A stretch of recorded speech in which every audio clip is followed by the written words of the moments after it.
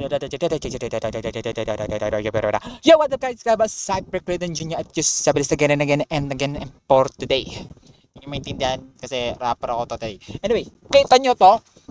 Kita nyo yan?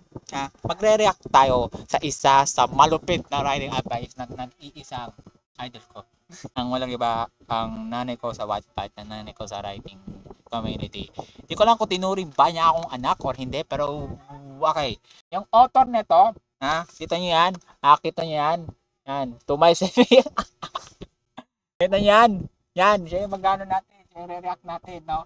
React, anak na Rizal. Tales of Demi. Isa to sa way back, ano pa to? 2020, ano ko 2021, 2020, but let's check. 4 years ago, my journey began. Okay, 2020. And we gonna to react 5 years from now. So let's go. Meron akong natanggap na request na gusto niya raw ng harsh writing advice. Ibig sabihin yung mga real talk, yung walang sugar-coated words sa writing advice, and I accepted the challenge. Kasi parang may iba naman, kasi puro positive na lang tayo eh. So, mag-real talk naman tayo. Kaya, Nako, walang iiyak.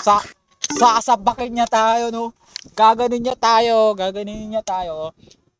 No, pagang, no? 1-2 combination pang Pacquiao, sabay hinek, hook, boom, ganun sabay, pak, ganyan. What's up guys? Welcome back to my YouTube channel at nagbabalik ang inyong favorite author. Nandito naman tayo para mag-share ng isang makabuluhang content kahit na ang topic natin ngayon ay harsh writing advice dahil magpapakademonyo muna ako ngayon. No, you can't. You are not the demon. That's fine. That's part of our life, okay?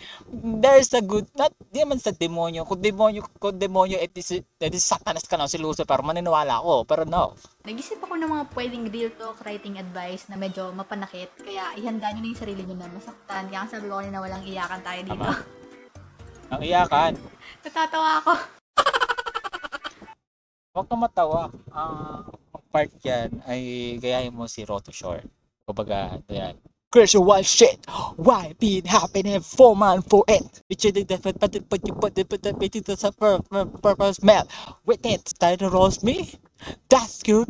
You don't have virginity to that. Meron akong inhandang 10 real talk or harsh writing advice. Kaya get ready. Pero bago yun, alam nyo yung drill. Ano ba? Alam nyo na yun. Please like this video kung hindi nyo pa na-like. And comment down below your concerns or requests.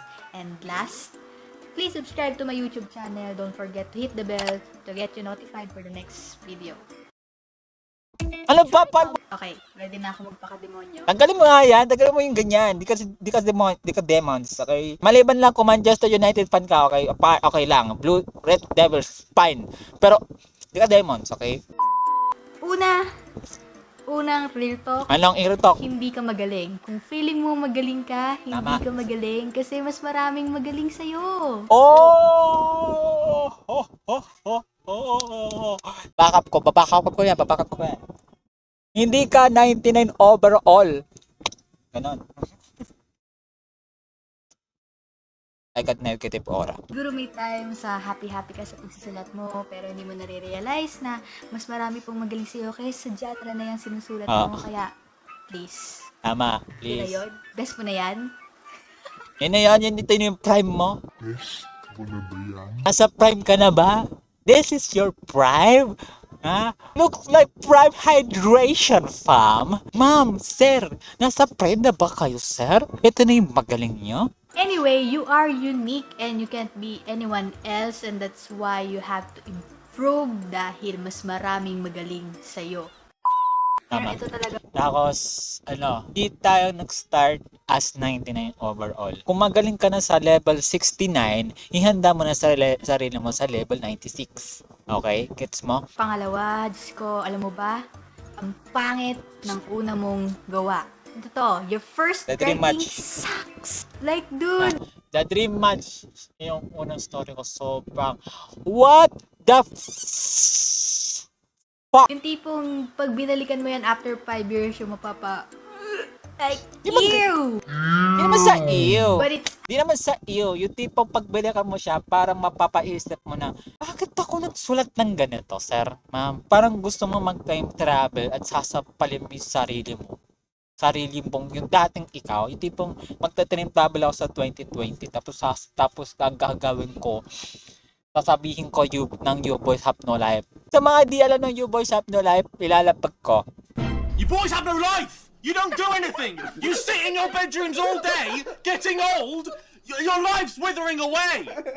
What are you doing with your life? Go do something! Why? Why? No, you can't just stare at a screen till you're 60! Live! Experience the life! Visit a country! Do something! I can't.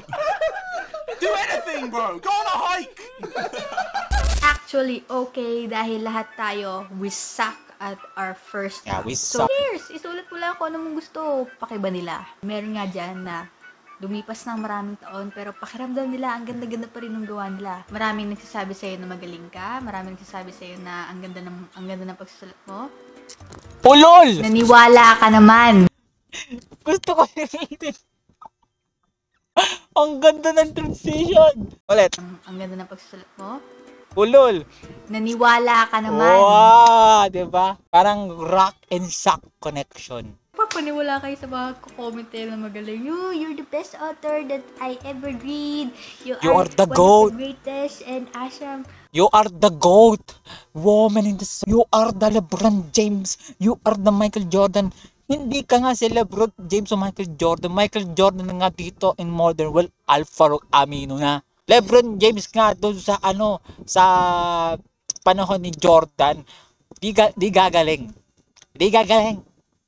Imbis na dinadala mo sa utak or masyado kang na-overwhelmed sa mga comment nila, mas pag-iigihan mo na lang yung pagsusulat mo, okay? Don't stop growing as a writer. Kasi kapag masyado ka nalunod ng compliment na nare-realize mo na, ang galing ko na pala, I'm one of the best authors of this planet. Kasi doon, pag masyado ka nalunod doon, hindi ka na mag-grow. Kaya, huwag kang maniniwala pag may nagsabi sa'yo magaling ka. Kasi hindi ka pa magaling. Saka hindi ka si Ronaldo. Hindi ka si Messi, hindi ka si LeBron, hindi ka si Jordan. No, hindi ka rin si KSI. No, kung maniniwala ko, kumanta ka ng Tikoped. Betot Tikoped, everybody knows. On defense, hindi ko matiis to mag-defense. Hindi. Walang yan. Ako noon, talagang sobrang thankful ako sa mga nagka-comment na ako yung pinaka-the best author na nabasa nila. Pero dumating yung point na hindi na ako naniniwala kasi alam ko sa sarili ko na hindi ako the best author. I'm sorry guys, but I appreciate your compliments. But Sige, ito nyo. hindi ko na yun hinahayaang ma-cloud ang aking perception. Okay. I consider Ate Demi as one of the greatest Wattpad writer of all time. But not just, yes, there's nandiyan si Queen J, si Jonax, si Ate Max Gigi, si Cese LIB, Night in Black, yan, ito, no? Maraming greatest of all time. Pero parang kung i-consider mo na you are the greatest of all time, para ka naman si Ronaldo, no? Hindi ganon. At saka, purpose din niya today. Gusto ko lang i-debunk ng konti sa side ko kasi siya dahil lang kung bakit ako nagsulat. Ngayon, from now on, kapag may narinig ako na Kemba, you are the greatest writer of all time. Kemba, galing ng ang sagot ko na lang, you. Okay. Galing ka na kapag may jargons ka sa kwento mo. Huwag kang magpanggap. Tama. Alam mo yung mga jargons, yan yung mga technical terms in a specific profession. Like, kunwari, Ano ba? Wala pa akong anak. may doctor or lawyer or detective dun sa story mo and they're using jargon. Sasabihin mo, ang talino naman nito. Pero, wushu! No. Alam mo yun to the point na ginagamit mo yung mga jargons para magpa-impress ng readers kasi Go, akala go. nila sobrang talino mo kapag ginagamit Gay, mo gay, gay, gay, yung gay, words na gay, hindi nila gay, gay, gay. maintindihan. Ilang words yun? Ilang WORD yun? Okay, ulitin ko. Ako, gagayahin ko siya. Okay, 3, 2, 1, go. Wushu! Alam mo yun to the point Point na ginagamit mo yung mga na- jargons na- para na- magpa-impress ng readers kasi akala nila sobrang talino mo kapag ginagamit mo yung mga words na hindi nila maintindihan. maintindihan. Pwes hindi. Huwag mo na pakikomplikatuhin yung sitwasyon. Pinahirapan mo pa yung mga Oo nga. readers sa mga jargon na yan. Mag-direct to the point Point. ka na. Mas okay, the simple, the better. Saka, di naman lahat 100 IQ at di rin lahat 0 IQ. So, mas better na simple to the point, yung tipong may jargons na nga, tapos parang ang lutong, ang lalim pa ng ano mo, narrative mo. Wow. Sir, sir, sir, sir, sir, sir. Sabihin mo na lang na nadapa ako. Hindi mo kailangan pandagdagan pa. Sabihin mo lang, nadapa si Jalayla. Okay lang show don't tell style, pero yung dalag mo pa ng jargons or masyadong pang malalim, no? Baw-baw na nga kami, dalag mo pa yung kapabuhan namin, sir. Pang-5, alam mo, kaysa nag-aaksaya ka manood ng mga writing tips, Okay, katulad di na ako ng manonood. nagagawa ko, bakit hindi ka na lang magsulat, no? Magsusulat na ako, ma'am. Ma'am, magsusulat na ako, ma'am. No. Ma'am, magalit ako ni Ate Demi nito. But wait lang, parang na-activate. Wait lang. Chill. Ng Kemba, chill. Anak na rin sa kaharap mo. Anak na rin sa kausap mo. Anak na rin sa nire-react mo. Pag napanood niya to, sasabang kanya sa labas ng MIBF, no? Naka-ready na, nakaganon na. Hey. And we have to think outside the box. You just have to trust your own intuition. Write creatively. Don't rely. Please, huwag kayong tanong ng tanong sa ibang tao na, please, pwede po writing tips. Pero sana nanonood pa rin kayo ng vlogs ko. Subscribe to Tales of Demi. Saka, wag na kayo magsulat ng over profanity words. Like, ubas, no? Ubas yung male lead or female lead, tapos yung protagonist is na in love doon sa ubas. Mapis, pero yung M gawin yung P, ay gawin yung R, okay? And mga other things like, tapos yung tipong PDF file, no? Tapos ang dami, as long as na hindi siya na-offend, as long as na walang over profanity words, go. Tigil-tigilan mo na yung pangangarap mo ng gising dyan kasi hindi ka yayaman sa pag... Oh! May...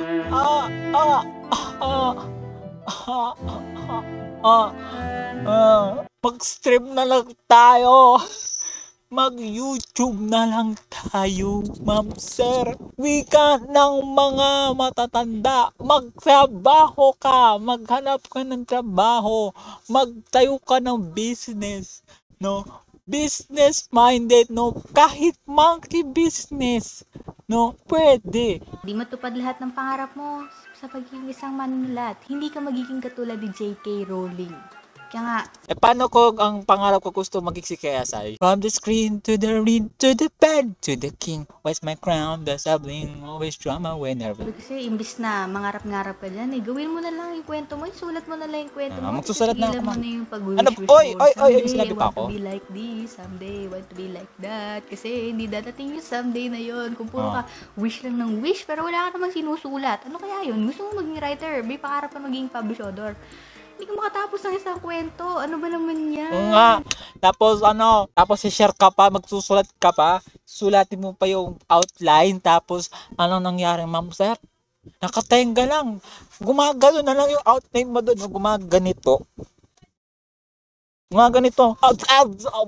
Ayun na, mabubutol na yung ano ko, yung labi ko. Wala na yung dila ko.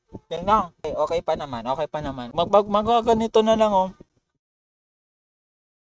Sinabi ko na to dun sa nakaraan kong vlog, utang na loob, stop wishing, stop dreaming, start doing, start writing.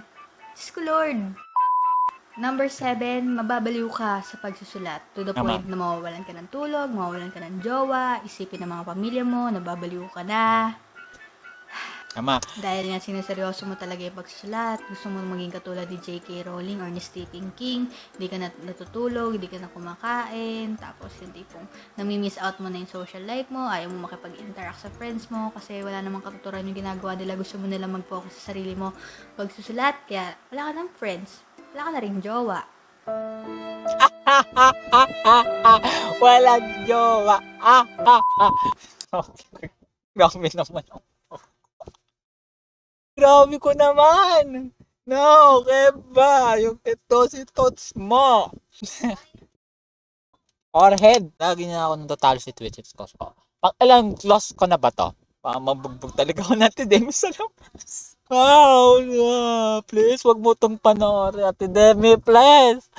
Please. Number 8. So, nasaktan ka sa comment na ang pangit ng story mo. Paano kung pangit ko? What a weak Ano ba naman yan? Ang dali mo namang, wag kayong masyadong maapektuhan kapag nagko-comment sila ng gano'n. Pakiba nila, magsulat ka lang ng gusto mo kahit pangit. Iyak-iyak, hindi naman lang yan. Hindi naman yun yung pangit na nagawa ko. Paano kung sinabihin lang ako ang pangit ko? Yan ang mas masakit, no? Ano yung pag sulat mo, tatanungin mo, what? Proving question, ask proving question, bakit ang pangit ng sulat ko? Ganun lang. Then pero kung pangit ko, ibang usapan na yun, ma'am, sir, ha? Talagang pangit ko naman talaga. Patunayan mo sa kanila, prove your haters Wrong. And prove the haters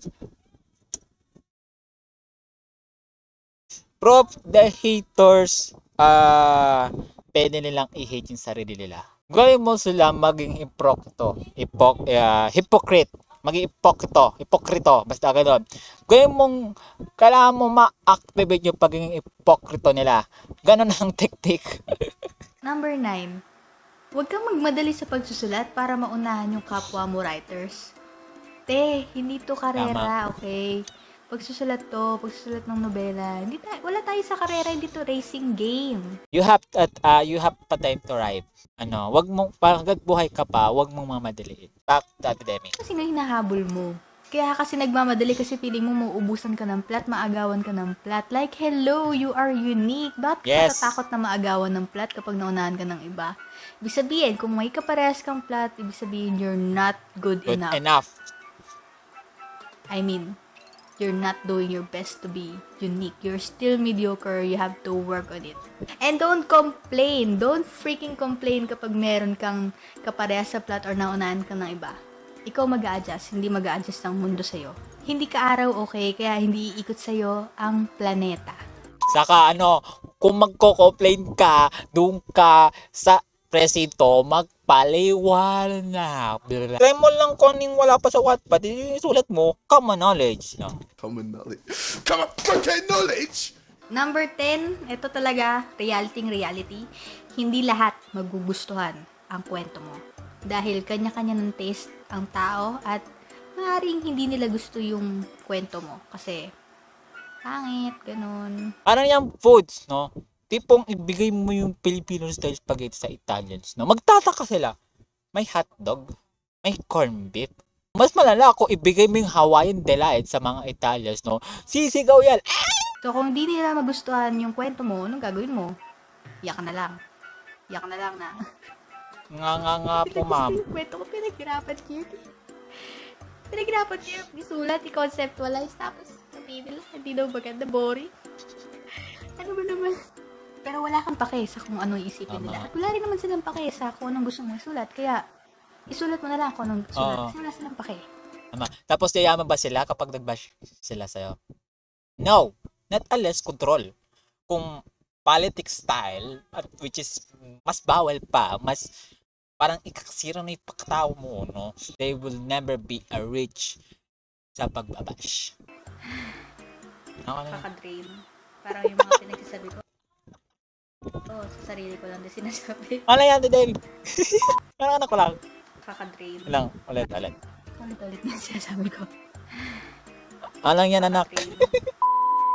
So, ayun na nga doon nagtatapos yung mga harsh writing advice ko. Di ko alam kung harsh ba yun or masyado akong trying hard sa pagiging harsh dahil hindi talaga ako natural maldita. Wow, maldita. Anyway. Hindi naman totally harsh. Like, there's sometimes na yung iba kasi yung harsh yung harsh tipong kulang na lang magmura ka na lang. Kulang na lang magsabi ka ng over papanit news. Yun ang mas harsh, no? Pero yung tipong wag kang magsulat, wag kang di ka yayaman sa ganyan. Ano lang siya? Semi-harsh, but real truth. There's a point na paulit-ulit at nakakabanas. Na tipo, di ka naman kikita dyan. Kikita ka ba dyan? Tipong narinig na kagahapon, tapos yung pasasabihin, tipong sasabihin mo, Ma'am, sir, wala na ba kayong script, sir? Bigyan kita script. Ito. Bigyan kita script. Ito, sabihin mo. Yung mga nabanggit ko sa inyo, ay mga note to self ko din yan. Lalo na yun sa piling mo magaling ka. Pero totoo, mas marami pang magaling sa'yo. Kasi sa totoo lang, kailangan natin mag-cope up sa reality. Hindi tayo palaging puro positive lang na, alam mo yun, happy-happy lang na dreams become reality. Though totoo yun, na may mga dreams na nagiging reality, pero paano magiging reality yung dreams mo kung hindi mo naman ginagawa yung best mo at kung hindi mo tinatanggap ang ilang katotohanan sa mundo. Paano matutupad ang dreams mo kung walang reality? Boom! Here comes the boom! To the dashboard. Hindi ikaw ang araw at hindi iikot sa'yo ang mga planeta. Kaya okay, pwede nyo nang kalimutan yung mga Wala na lang Discovery Channel. sinabi ko.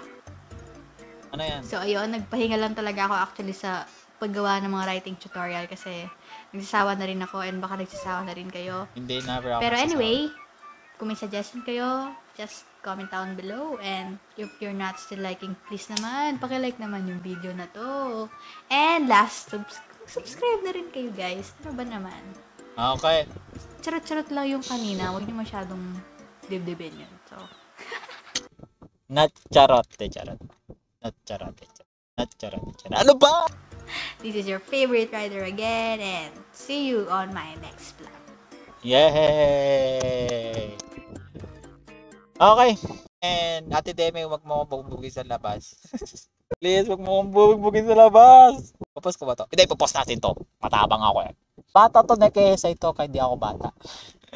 So, yun guys. I think siguro yung iba may natutunan, yung iba umiyak na.